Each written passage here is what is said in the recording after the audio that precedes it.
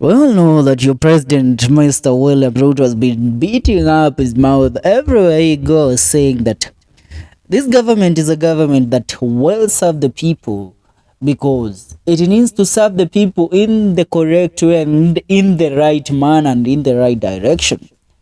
But this guy is not a man to stick to his words, because he said after his election that he will never do anything that underestimates the constitutional rights of every Kenyan in this country. But recently, a story that has currently come onto my attention at our news desk is that the judge who stopped the Finance Bill Act implementation of the year 2023 has currently been transferred. Now, this is a move to make the judge suffer for going against the will of the president and the will of the Kenya Kwanza government. Remember, this is an administration that I've always said, you don't expect this administration to be for you. This is administration for itself.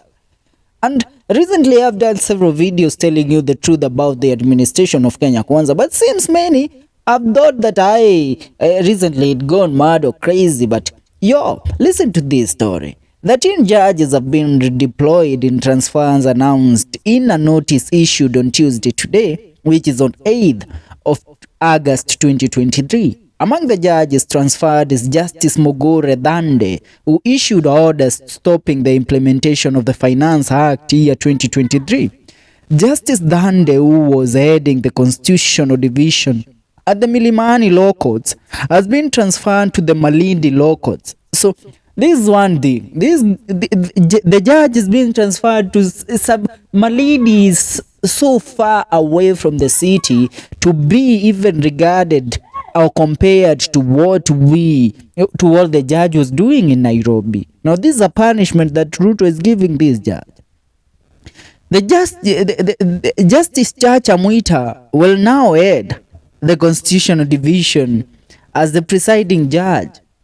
So meaning the implementation of the Finance Act year 2023 will go through no matter what, because they have it nailed, they have it going through, since they have all done what they think is best for them. And Ruto's government is a government that will screw you any minute, anytime, anywhere.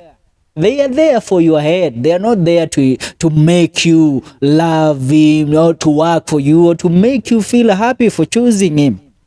Another notable, also the redeployed is Justice David Majanja, who is currently presiding over the Finance Bill case. Justice Majanja has been redeployed to the Civil Division. Another notable transfer is that of Justice Diana Kavenza, who was recently promoted to a High Court judge from a magistrate who was heading the Kahawa Court. The judge has been transferred from the Milimani Law Court Criminal Division to Kibra and Kahawa Court. Kavenza handled the murder case of the Isili bases officer who was charged with murder.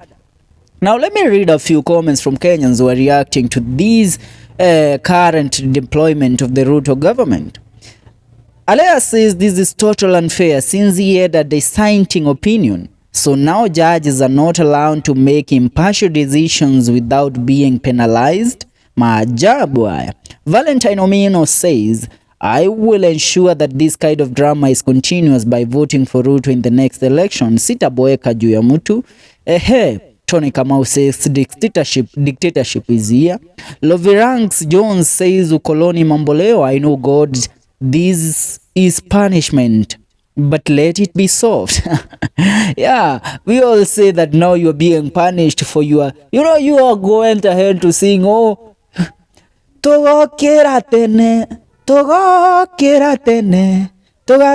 Ruto, togadu. Now see, you are suffering. I told you this is a government of man, 8-man society. Yeah, you have to understand that, and to understand what I always say, to live a happy life in the current regime. For now, that's what's up. Go ahead and subscribe. This is the FM show, and my name is Felix Mwenda, your #1 political analyst and political update in town.